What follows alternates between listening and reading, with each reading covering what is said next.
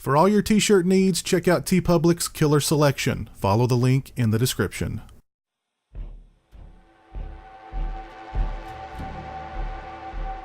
Hey, what's up people? Pizowell here, and to kick off my series, Halloween with Hooper, a month-long exploration of Tobe Hooper's filmography, I could think of no better way to kick off this series than with my review, not of the original Texas Chainsaw Massacre, but of the sequel, 1986's Texas Chainsaw Massacre 2. And Texas Chainsaw Massacre 2 was Tobe Hooper's answer to audience reactions toward the original Chainsaw.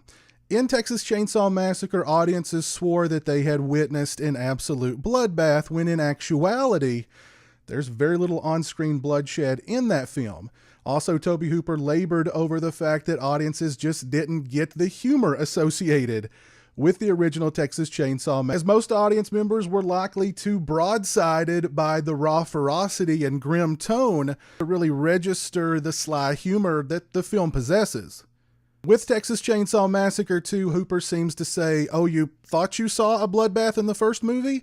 Well, you ain't seen nothing yet. You overlooked the humor of the first movie? Well, I'm going to shove it right into your face in Texas Chainsaw Massacre 2. Here, Hooper takes both the gore and the humor to all new levels. To say Texas Chainsaw Massacre 2 is a crazy movie is a wild understatement. Whereas the original film had the look and feel of a grindhouse 70s movie, Texas Chainsaw Massacre 2 is pure 80s insanity, all the way down to the cook, Drayton Sawyer, who's taken a very capitalistic approach to cannibalism. It's as if Texas Chainsaw Massacre 2 and its over-the-top gore and over-the-top humor is not just a satire of horror movies, but of just pop culture movies of that era in general. For instance, the movie poster for Texas Chainsaw Massacre 2 that you can see right there behind me was an emulation of the poster art for The Breakfast Club. Chainsaw 2 features the same grim atmosphere of the first film, maybe even grimmer as a matter of fact. However, the grimness is offset by this quirky, offbeat, and just absolutely pitch black sense of humor that permeates the entire film. It's one just absolutely maniacal, offbeat, and hilarious sequence after another. For instance, there's a sequence in which Dennis Hopper, who plays the uncle of Sally and Franklin from the first film, he's been on the trail of the Sawyers for 14 years. He goes to a chainsaw store, throws down a wad of cash, grabs up some chainsaws, goes outside and field tests them on this big log, while the proprietor of the chainsaw store looks on with absolutely gleeful amusement, just egging Dennis Hopper on as he's slicing and hacking into this big log, and there's wood chips flying everywhere. There's a sequence with the cook, Drayton Sawyer, at the Texas-Oklahoma chili cook-off, where he wins the chili cook-off and he gets this...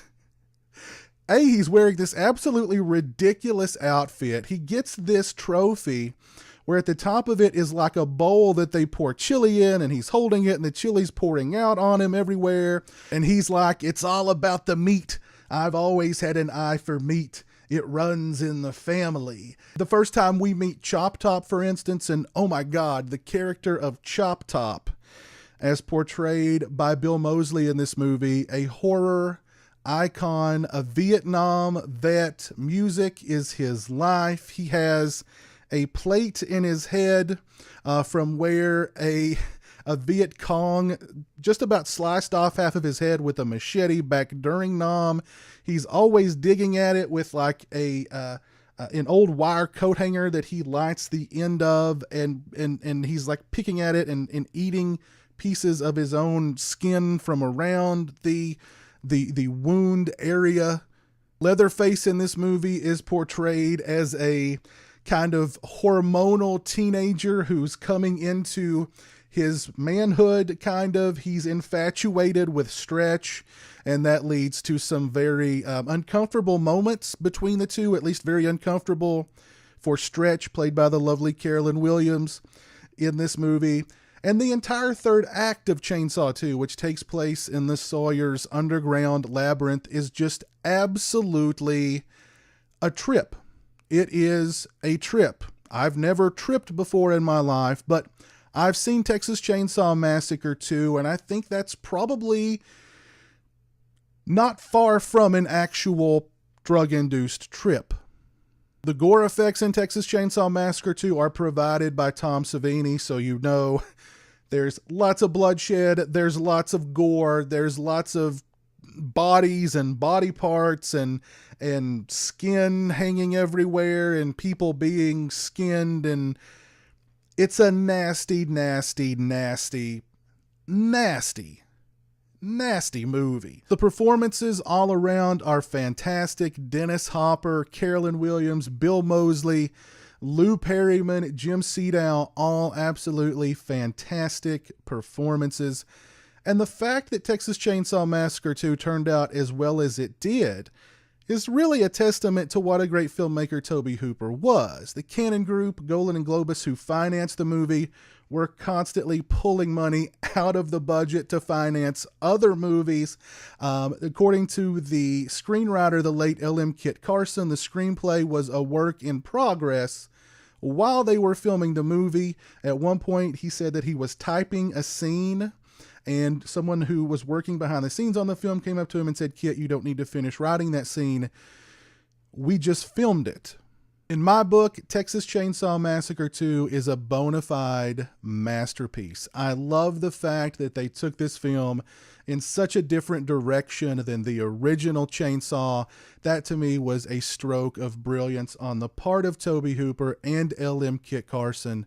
When I watch Texas Chainsaw Massacre 2, I am thoroughly entertained from beginning to end. It is a work of twisted genius. If you've seen Texas Chainsaw Massacre 2, please let me know your thoughts on the film down in the comment section below.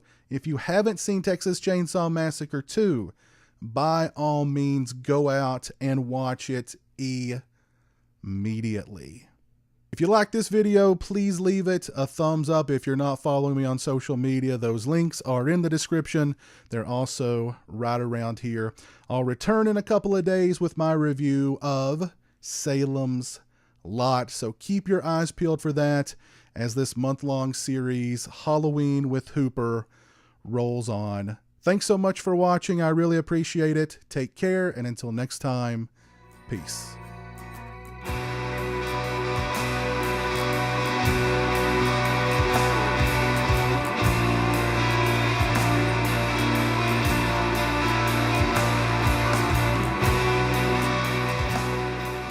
Say hello to the internet, Jeremy.